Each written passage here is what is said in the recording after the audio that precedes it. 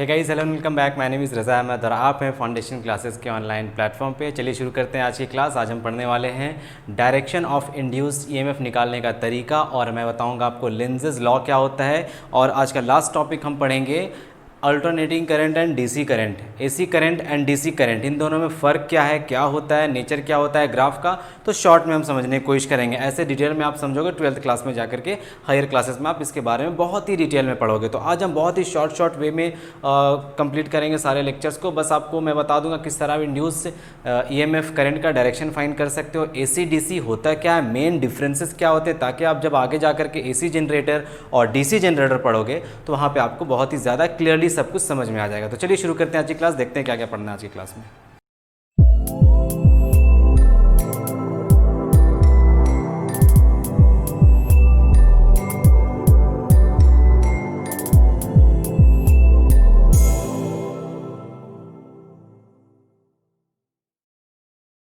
तो स्टार्ट करते हैं फ्लेमिंग्स राइट हैंड रूल से, the direction of induced EMF. Okay, so we can find the direction of induced EMF using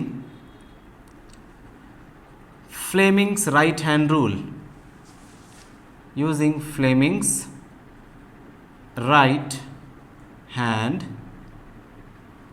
rule. Okay, तो direction of induced EMF निकालने का तरीका है फ्लेमिंग्स राइट हैंड रूल को use कीजिए। ठीक है, आइए देखते हैं क्या है फ्लेमिंग्स राइट हैंड रूल। तो हम सबसे पहले राइट हैंड का अपना थंब, फोर फिंगर और मिडिल फिंगर को स्ट्रेच करेंगे बिल्कुल mutually perpendicular to each other. ऐसे स्ट्रेच करेंगे कि ये तीनों आपस में एक दूसरे से परपेंडिकुलर हो। ठीक है, इस तरह से दिख रहा है आपको। जिस तरह हमने लेफ्ट हैंड रूल किया था ना, सिमिलरली ये राइट हैंड रूल भी है, where this thumb will point towards the motion of the और the direction of the motion of the conductor. This four finger will point towards the magnetic field and this middle finger will point towards the direction of induced current. तो फटाफट लिखते चले जाएंगे, बहुत ज़्यादा important है नहीं ये फ्लेमिंग्स लेफ्ट हैंड रूल। तो थंब, सबसे पहले आती है थंब पॉइंट करेगा direction of the motion of the current, sorry direction of the motion of the conductor, motion of the conductor. Okay, then आती है four finger points towards the direction of magnetic field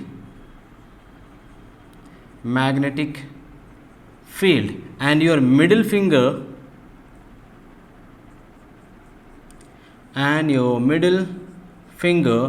points towards the direction of induced EMF, direction of induced current, direction of induced current. तो इसको हम याद रखेंगे FBI, इसे याद रखना। F is the force in which the conductor is moving, मतलब force, direction of the motion of the conductor, force बोलो या डायरेक्शन ऑफ, जहाँ पे फोर्स लगेगा तभी तो वो मूव करेगा। तो ये हो गया डायरेक्शन ऑफ मोशन, ये हो गया मैग्नेटिक फील्ड और ये हो गया डायरेक्शन ऑफ इंड्यूस्ड करंट। ठीक है, तो FBI रूल से हम इसे निकाल सकते हैं। एक एग्जाम्पल सिर्फ लेंगे। ठीक है, मेरे पास एक कंडक्टर है, ये मेरे पास एक कंडक्टर है। ठीक है, 3D में समझना इसको। इस कंडक्टर में, ये कंडक्टर मैग्नेटिक फील्ड के अंदर प्लेस किया गया है इस तरह से, दिस इज B, और इस कंडक्टर को हम ऊपर मूव कर रहे हैं, ऊपर की तरफ ये मूवमेंट हो रहा है इसका। तो डायरेक्शन ऑफ इंड्यूस्ड, सॉरी, ये मैग्नेटिक फील्ड कंटिन्यूसली चेंज कर रहा है। ठीक है, चेंजिंग मैग्नेटिक फील्ड के अंदर ये रखा गया है। मैं चेंजिंग मैग्नेटिक फील्ड के अंदर नहीं रखोगे तो इंड्यूस्ड करंट प्रोड्यूस नहीं हो पाएगा इसमें। ठीक है, तो मैग्नेटिक फील्ड चेंज करेगा तो मैग्नेटिक फ्लक्स बनेगा, और मैग्नेटिक फ्लक्स बनेगा तो इंड्यूस्ड ईएमएफ बनेगा, इंड्यूस्ड ईएमएफ बनेगा तो इंड्यूस्ड करंट बनेगा। तो चेंजिंग मैग्नेटिक फील्ड के अंदर इसे रखा गया। ये है आपका कंडक्टर, ये कंडक्टर एक चेंजिंग मैग्नेटिक फील्ड के अंदर रखा गया है। कभी 2 मैग्नेटिक फील्ड जाता है, कभी 3 जाता है, कभी 4 जाता है इसके अंदर से। तो चेंजिंग मैग्नेटिक फील्ड है, कांस्टेंट मैग्नेटिक फील्ड नहीं है। तो मैग्नेटिक फ्लक्स डेवलप होगा। मैग्नेटिक फ्लक्स डेवलप करने के कारण ये जो कंडक्टर ये ऊपर मूव कर रहा है। ठीक है, मैग्नेटिक फील्ड में ये ऊपर मूव कर रहा है और मैग्नेटिक फील्ड इस तरह है। तो ऊपर मूव कर रहा है, direction of the motion of the conductor ऊपर की तरफ, तो राइट हैंड निकालेंगे। ऊपर की तरफ मूव कर रहा है कंडक्टर, तो F फोर्स, F वाला फिंगर, दैट मीन्स ये थंब ऊपर पॉइंट करेगा, मैग्नेटिक फील्ड इधर से इधर है, मैग्नेटिक फील्ड ऐसे मूव कर रहा है तो ये रहा उस तरह से, और एक कंडक्टर ऊपर मूव कर रहा है तो इंड्यूस ईएमएफ इस कंडक्टर में, सॉरी कंडक्टर इस तरह से रखा है, सॉरी इंड्यूस ईएमएफ इस कंडक्टर में आपकी तरफ से बोर्ड की तरफ, यहाँ से यहाँ तक, that means from this point two this point inside the board, direction of induced current इस तरह से होगा। और अगर ये कंडक्टर नीचे आ रहा है, अगर ये कंडक्टर नीचे आ रहा है तो डायरेक्शन ऑफ मोशन नीचे है, मैग्नेटिक फील्ड अभी भी उधर है, तो इंड्यूस्ड ईएमएफ आपकी तरफ, इंड्यूस करंट आपकी तरफ। तो ये था फ्लेमिंग्स राइट हैंड रूल, ठीक है। फ्लेमिंग्स राइट हैंड रूल हम यूज़ करते हैं डायरेक्शन ऑफ इंड्यूस्ड करंट निकालने के लिए। तो लेक्चर नंबर 9 में मैंने आपको बताया था फैराडेज लॉ, फैराडे का 2 लॉ है, ठीक है। आज इसको थोड़ा डिस्कस कर लेते हैं। फैराडे का 2 लॉ है। फर्स्ट लॉ में फैराडे ने बताया that if the magnetic field is changing, if the magnetic field is changing, बहुत ही सिंपल लैंग्वेज में बता रहा हूँ, ठीक है। एक्चुअली में ये स्टेटमेंट नहीं है फैराडे का, लॉ में बता रहा हूँ। 2 लॉ दिया था फैराडे ने। पहला लॉ था if the magnetic field is changing then magnetic flux भी चेंज होगा, देन मैग्नेटिक फ्लक्स भी चेंज होगा। और जब मैग्नेटिक फ्लक्स चेंज होगा तो इंड्यूस ईएमएफ जनरेट होगा, और जब इंड्यूस ईएमएफ जनरेट होगा तो it will induce a current I in the conductor. तो फैराडे के फर्स्ट लॉ से हमें यह पता चलता है कि whenever there is a change in magnetic flux, wherever there is a change in magnetic flux, और मैग्नेटिक फ्लक्स किस तरह चेंज होगा, मैग्नेटिक फील्ड चेंज करने से, मैग्नेटिक फील्ड का मैग्नीट्यूड चेंज करने से। अगर मैग्नेटिक फील्ड 5 है, 5 से 10 चेंज करो या 10 से 5 चेंज करो, अगर मैग्नेटिक फील्ड चेंज हो रहा है तो there will be a change in magnetic flux, क्योंकि मैग्नेटिक फील्ड चेंज करने से मैग्नेटिक फ्लक्स भी चेंज होगा, मैग्नेटिक फ्लक्स चेंज होगा, और इस मैग्नेटिक फ्लक्स के चेंज होने से there will be an induced EMF, और इस इंड्यूस्ड ईएमएफ के कारण इंड्यूस करंट प्रोड्यूस होता है। अब कितना करंट प्रोड्यूस होता है ये फर्स्ट लॉ से हमें पता नहीं चलता है, तो कितना current, magnitude of induced current हमें निकालना है, तो हमें सेकेंड लॉ पे आना पड़ेगा। फैराडे का सेकेंड लॉ बताता है that the magnitude of induced EMF, magnitude of induced EMF is equal to negative of delta phi divided by delta T. ये बताता है फैराडे का सेकेंड लॉ दैट जब अगर आपको मैग्नीट्यूड निकालना है, चेंज इन मैग्नीट्यूड निकालना है इंड्यूस्ड ईएमएफ का या इंड्यूस करंट का मैग्नीट्यूड निकालना है, मैग्नीट्यूड मतलब सिर्फ और सिर्फ वैल्यू, कितना वैल्यू है, 3 एम्पियर है, 4 एम्पियर या 10 एम्पियर है, तो उसके लिए आपको चेंज इन फ्लक्स निकालना पड़ेगा, चेंज इन टाइम निकालना पड़ेगा। उस टाइम में जब फ्लक्स चेंज हुआ उस टाइम, वो टाइम आपको निकालना होगा, दोनों को डिवाइड करना होगा और दोनों के आगे माइनस साइन लगा दो, वहां से आपका इंड्यूस्ड ईएमएफ निकल आएगा। लास्ट लेक्चर में, लेक्चर नंबर 9 में मैंने आपको बताया था this was Faraday's first law. बहुत लोगों को इस बात में कंफ्यूजन होता होगा कि वहां तो मैंने बताया ये आपका फर्स्ट लॉ है, यहाँ पे मैं बता रहा हूँ यहाँ ये आपका सेकेंड लॉ है, तो कंफ्यूजन दूर कर दे रहा हूँ मैं। देखो मैंने कल बताया this was Faraday's first law, मैंने क्यों ऐसा बोला, बिकॉज मैंने नेगेटिव को वहाँ डिस्कस नहीं किया था। अगर नेगेटिव हटा देते हो तो फैराडे ने बोला था जब चेंज इन फ्लक्स होगा तब इंड्यूस ईएमएफ होगा, मैंने वहाँ पे मैग्नीट्यूड की बात नहीं की थी। ध्यान से उस लेक्चर में अगर देखे होगे तुम लोग तो ध्यान से उस लेक्चर में आपको ये पता चला होगा दैट मैंने ये नहीं बोला था मैग्नीट्यूड ऑफ इंड्यूस ईएमएफ कितना होगा। जब बात मैग्नीट्यूड की आती है तो नेगेटिव साइन के साथ change in flux, rate of change in flux, ठीक है, ये आपका आ जाता है इंड्यूस ईएमएफ का वैल्यू। और अगर आप सिर्फ और सिर्फ इंड्यूस ईएमएफ की बात करोगे तो इंड्यूस ईएमएफ या इंड्यूस करंट कैसे आएगा, तो वो आएगा चेंज इन फ्लक्स के कारण। तो देखो चेंज इन फ्लक्स तो ये है, तो इसे आप फर्स्ट लॉ बोल सकते हो, और मैग्नीट्यूड वाइज पूरा लिखोगे तो induced EMF is equal to minus of change in flux divided by change in time. तो फैराडे ने ये दोनों लॉज के बारे में हमें बताया, बट फैराडे ने हमें डायरेक्शन के बारे में कुछ नहीं बताया। डायरेक्शन क्या होगा इंड्यूस करंट का, तो डायरेक्शन निकालने के लिए हम यूज़ करेंगे फ्लेमिंग्स का right hand rule. Fleming's right hand rule बहुत ही अलग है फ्लेमिंग्स लेफ्ट हैंड रूल से। बहुत लोग फ्लेमिंग्स राइट हैंड रूल और फ्लेमिंग्स लेफ्ट हैंड रूल में कंफ्यूज रहते हैं। तो फ्लेमिंग्स राइट हैंड रूल आप समझ गए, फ्लेमिंग्स लेफ्ट हैंड रूल भी हम एक बार डिस्कस कर लेंगे, यहाँ पे दोनों कन्फ्यूजन दूर हो जाएगा, फ्लेमिंग्स लेफ्ट हैंड और फ्लेमिंग्स राइट हैंड क्या होता है। एक और बहुत ही इंपॉर्टेंट लॉ है जिसे हम कहते हैं लेंजेस लॉ, और ये भी डायरेक्शन ऑफ इंड्यूस ईएमएफ के बारे में ही बताता है।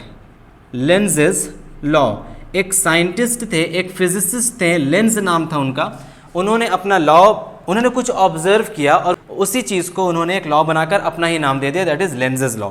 तो लेंजेस लॉ क्या बोलता है, ध्यान से सुनना, लेंजेस लॉ क्या बोलता है, ये भी डायरेक्शन ऑफ इंड्यूस करंट के बारे में ही बताता है। आपको लेंजेस लॉ 10th क्लास में पता होना चाहिए थोड़ा बहुत, बट डिटेल में आप पढ़ोगे हायर क्लासेस में। तो मैं थोड़ा बहुत आपको बता देता हूँ competitive level point of view से। तो लेंजेस लॉ बोलता है दैट द डायरेक्शन ऑफ, लिख लेना इस चीज़ को, द डायरेक्शन, बहुत ही प्यारा स्टेटमेंट है, the direction of induced EMF is such that it opposes the cause which produces it,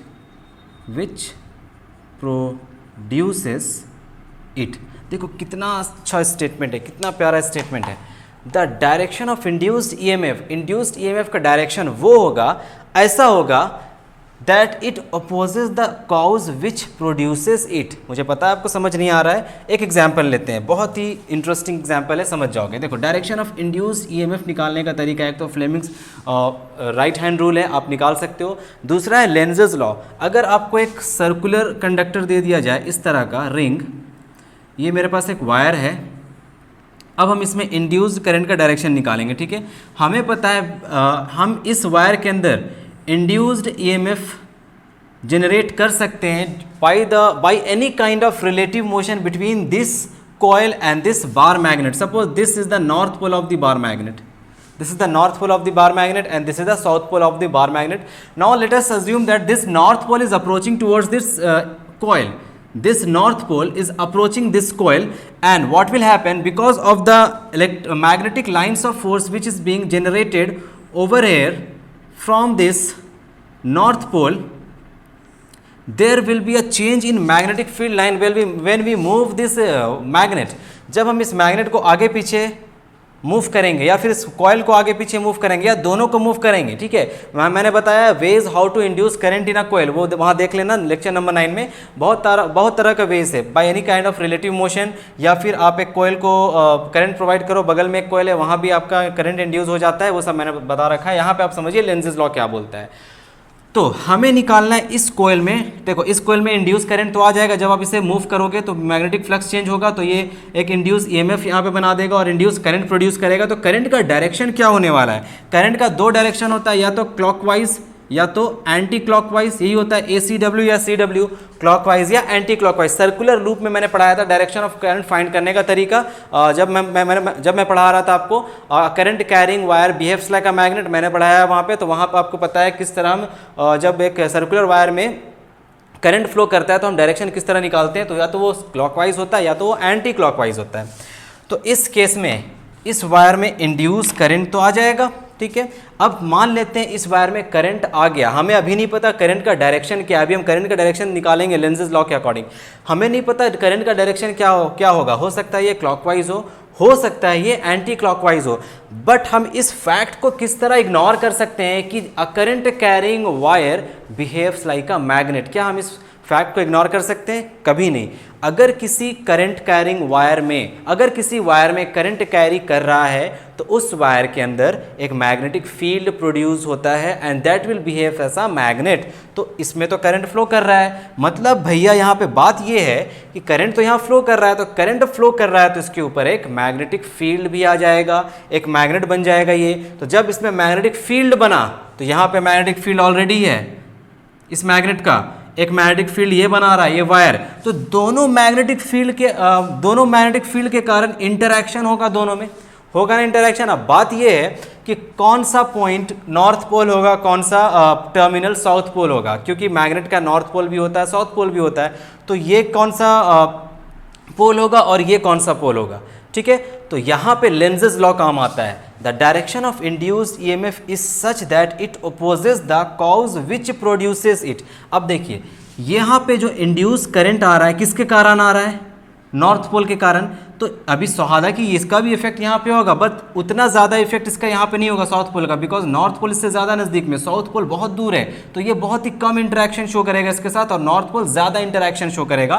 तो यहाँ पे जो इंड्यूस करंट हो रहा है वो नॉर्थ पोल के कारण हो रहा है। तो ये क्या करेगा, अपने काउज को, अपने कारण को अपोज करना चाहेगा। तो ये किस तरह, ये वायर इस अपने कारण को अपोज किस तरह करेगा, ये वायर अपोज करेगा अपनी तरफ एक नॉर्थ पोल बना करके, ठीक है, समझो इस बात बात को, ये करंट कैरिंग वायर है, इंड्यूस करंट इसमें प्रोड्यूस हो चुका है। अब ये करंट मैग्नेटिक फील्ड जनरेट करेगा, तो मैग्नेटिक फील्ड जब जनरेट करेगा तो ये पूरा का पूरा कॉइल एक मैग्नेट बन जाएगा, और मैग्नेट बन गया तो मैग्नेट का दो पोल्स होंगे, north pole and south pole. तो इस साइड वाला पोल, जो मेरा वायर इधर से है, इधर से जो मुझे दिख रहा है ये मेरा मैग्नेट है, इधर से जो वायर दिख रहा है मुझे, ये कौन सा पोल है? तो पोल वो होगा, ऐसा होगा जो अपोज करेगा अपने ही कॉज को। इसका इंड्यूस करंट का कॉज कौन है? नॉर्थ पोल, यहाँ से अप्रोच कर रहा है, तो ये अपना ऐसा डायरेक्शन बनाएगा कि ये इसको अपोज कर पाए। तो कौन सा डायरेक्शन बनाएगा? ये तो नॉर्थ पोल बनाएगा। और मैंने बताया नॉर्थ पोल में जब एक सर्कुलर वायर में नॉर्थ पोल होता है तो उसमें करंट फ्लो करता है anti clockwise, ACW। That means यहाँ पे करंट फ्लो करेगा एंटी क्लॉकवाइज और यहाँ पे करंट फ्लो करेगा क्लॉकवाइज। एक एंटी क्लॉकवाइज तो दूसरा क्लॉकवाइज, बिकॉज एक नॉर्थ पोल तो दूसरा साउथ पोल, और साउथ पोल में करंट इस तरह फ्लो करता है। मैंने बताया था आपको, याद करो आपका, जब मैंने पढ़ाया था आपको करंट कैरिंग सर्कुलर लूप में ये सारी चीज़ें डिस्कस किया है मैंने। तो एक नॉर्थ पोल अगर एक सर्कुलर वायर को अप्रोच कर रहा है तो जिस साइड से, जिस टर्मिनल से वो अप्रोच कर रहा है, अगर ये नॉर्थ पोल अप्रोच कर रहा है तो वायर अपना ही कॉज को अपोज करने के लिए अपना नॉर्थ पोल बना देगा, ताकि यहां से भी नॉर्थ पोल निकले, यहां से नॉर्थ पोल का मैग्नेटिक फील्ड निकलेगा, यहां से नॉर्थ पोल, दोनों इंटरेक्ट करेगा और नॉर्थ पोल अपोज करता है, दूर जाता है, कभी पास नहीं आता है। समझ आ रहा है? देखिए, अगर मैं यहाँ पे साउथ पोल रखूं और साउथ पोल को इधर लेकर आऊं, तो यहाँ पे ये वायर किस तरह का डायरेक्शन ऑफ करंट बनाएगा? इधर साउथ पोल आएगा तो ये साउथ पोल जनरेट कर देगा अपोज करने के लिए, क्योंकि लाइक पोल्स रिपेल करता है, ये अपने तरफ आने नहीं देगा, ये लाइक पोल अपने तरफ इसको आने नहीं देगा, वो रिपेल करेगा, दूर जाने के लिए बोलेगा, मतलब रिपेल करेगा ये। अब ये रिपेल कर रहा है तो ये साउथ पोल है, ठीक है। अगर हम साउथ पोल यहाँ लेकर आते हैं, अब हम इसको चेंज कर देते हैं, इसको नॉर्थ कर देते हैं, इसको साउथ कर देते हैं, ये हो गया नॉर्थ पोल और ये हो गया साउथ पोल। अब डायरेक्शन ऑफ मैग्नेटिक फील्ड भी चेंज हो जाएगा, है ना, डायरेक्शन ऑफ मैग्नेटिक फील्ड अब अंदर की तरफ, साउथ पोल की तरफ। अब बताइए, अब इस कॉइल के पास कौन सा पोल आ जाएगा? यहाँ पे कौन सा पोल आएगा? क्योंकि साउथ पोल अप्रोच कर रहा है तो ये वायर भी साउथ पोल बना लेगा, अपोज करेगा अपने का उसको। तो यहाँ पे साउथ में कैसा डायरेक्शन होता है? साउथ में होता है क्लॉकवाइज डायरेक्शन। तो यहाँ पे करंट फ्लो करेगा, इस साइड से देखोगे तो क्लॉकवाइज दिखेगा और इस साइड से देखोगे तो एंटी क्लॉकवाइज दिखेगा। समझ आ गया? तो यही है आपका लेंजेज लॉ। चलिए एक एग्जांपल लेते हैं। मेरे पास एक सर्कुलर वायर है, क्लोज्ड लूप है, और करंट सिर्फ क्लोज्ड लूप में ही फ्लो करेगा। आपका अगर लूप ब्रेक किया हुआ है तो वो फ्लो नहीं कर पाएगा। यहाँ पे आपका एक मैग्नेट, ये है मैग्नेट का साउथ पोल और ये है मैग्नेट का नॉर्थ पोल। अब इस साउथ पोल को हम इसके नज़दीक ले जा रहे हैं, तो यहाँ पे किस डायरेक्शन में करंट फ्लो करेगा? क्लॉकवाइज डायरेक्शन में या एंटी क्लॉकवाइज डायरेक्शन में? साउथ पोल को नज़दीक लाएंगे तो ये वायर भी अपना इस साइड पे साउथ पोल बना लेगा और इस साइड बना लेगा नॉर्थ पोल। तो अप्रोचिंग जो है, साउथ पोल जो अप्रोच कर रहा है, ये वायर चाहेगा इसको अपोज करना अपने काउज को, तो अपोज करने के लिए लाइक पोल जनरेट कर देगा ताकि रिपेल होकर दूर चला जाएगा। तो साउथ पोल में यहाँ पे क्लॉकवाइज डायरेक्शन में करंट फ्लो करेगा और इधर एंटी क्लॉकवाइज डायरेक्शन में। जब आप इधर से देखोगे तो एंटी क्लॉकवाइज डायरेक्शन, और जब इधर से देखोगे तो क्लॉकवाइज डायरेक्शन। बोलो समझ आ गया? तो यही है लेंजेज लॉ। लेंजेज लॉ बहुत ही सिंपल है, ठीक है। तो ये सब बातें थी लेंजेज लॉ और फ्लेमिंग्स राइट हैंड रूल। अब हम डिस्कस कर लेते हैं फ्लेमिंग्स राइट हैंड रूल और लेफ्ट हैंड रूल के बीच जो कन्फ्यूजन्स होता है आपके मन में, उसे डिस्कस कर लेते हैं। चलिए, तो देखो, फ्लेमिंग्स लेफ्ट हैंड रूल हम यूज़ करते हैं to find the direction of force, to find the direction of force, ठीक है। फ्लेमिंग लेफ्ट हैंड यूज़ करते हैं find the direction of force, और फ्लेमिंग राइट हैंड यूज़ करते हैं हम to find the direction of induced EMF, induced current, ठीक है। To find the direction of induced current, current का डायरेक्शन फाइंड करना है, इंड्यूस करंट का डायरेक्शन फाइंड करना है, Fleming's right hand rule use करेंगे। और डायरेक्शन ऑफ फोर्स फाइंड करना है तो हम यूज़ करेंगे Fleming's left hand rule. Direction of force कब? जब एक करंट कैरिंग कंडक्टर, ये है current carrying conductor, is placed in a magnetic field. जब एक करंट कैरिंग कंडक्टर को हम मैग्नेटिक फील्ड में रखते हैं तो इसके ऊपर कितना फोर्स एक्सपीरियंस होता है, या फिर किसी चार्ज पार्टिकल को, सपोज एक इलेक्ट्रॉन है, इस इलेक्ट्रॉन को हम अगर एक मैग्नेटिक फील्ड के अंदर रख रहे हैं, ये है मैग्नेटिक फील्ड, ठीक है, मैग्नेटिक फील्ड के अंदर रखते हैं तो ये इलेक्ट्रॉन कितना फोर्स किस डायरेक्शन में फोर्स एक्सपीरियंस करेगा, ये बताता है हमें Fleming's left hand rule. Clear है? और इसमें भी thumb will point towards the direction of force बोलो या मोशन ऑफ द कंडक्टर, ठीक है। और यहाँ पे फोर फिंगर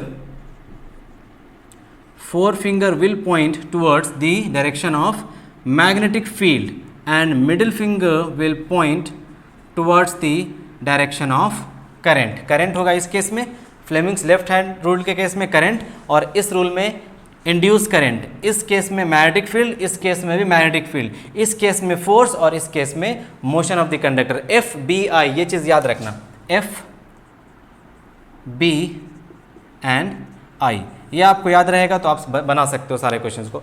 अब फ्लेमिंग्स राइट हैंड रूल पे आते हैं. फ्लेमिंग्स राइट हैंड रूल हमें बताता है अगर मैग्नेटिक फ्लक्स चेंज कर रहा है तो वो मैग्नेटिक फ्लक्स एक इंड्यूस ईएमएफ बनाता है जिसके कारण एक इंड्यूस्ड करंट आता है. तो वहाँ पे आपको डायरेक्शन ऑफ मोशन गिवन होता है, आपको पता होता है मैग्नेटिक फील्ड का डायरेक्शन क्या होगा, तो आप इस केस में Fleming's right hand rule use करके आप निकाल सकते हो direction of induced current. Right hand rule induce current, left hand rule direction of force, left hand rule direction of force, right hand rule direction of current. बस इतना सा ही difference है left hand rule और right hand rule में.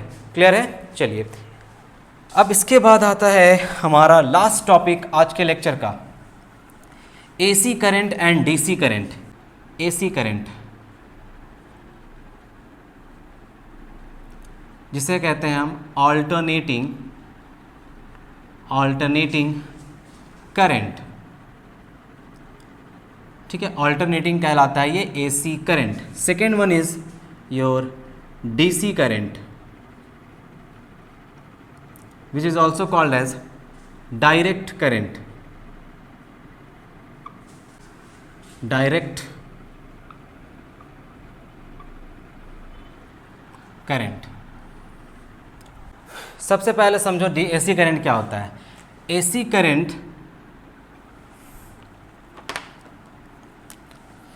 AC current में direction of the current, direction of current changes after every fixed interval.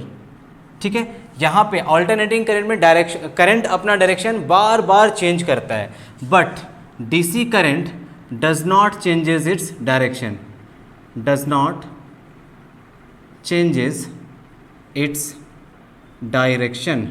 ठीक है, AC current का सोर्स क्या क्या होगा?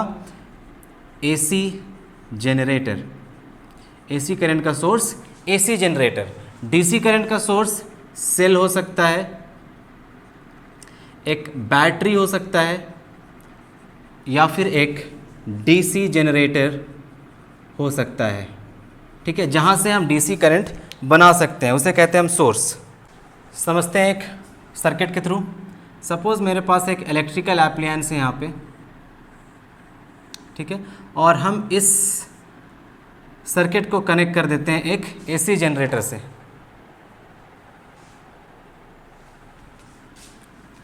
हम इसे कनेक्ट कर देते हैं एक एसी सोर्स से. This is your AC generator. ठीक है, अभी करंट इस डायरेक्शन में फ्लो कर रहा है, देखिए. ठीक है, कुछ टाइम के बाद ये करंट इसी एप्लायंस में दूसरे डायरेक्शन में फ्लो करेगा.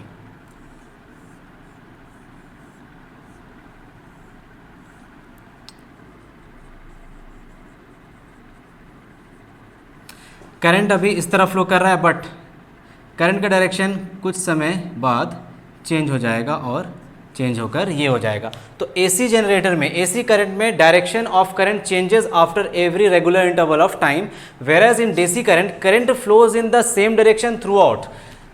करंट अपना डायरेक्शन चेंज नहीं करता है.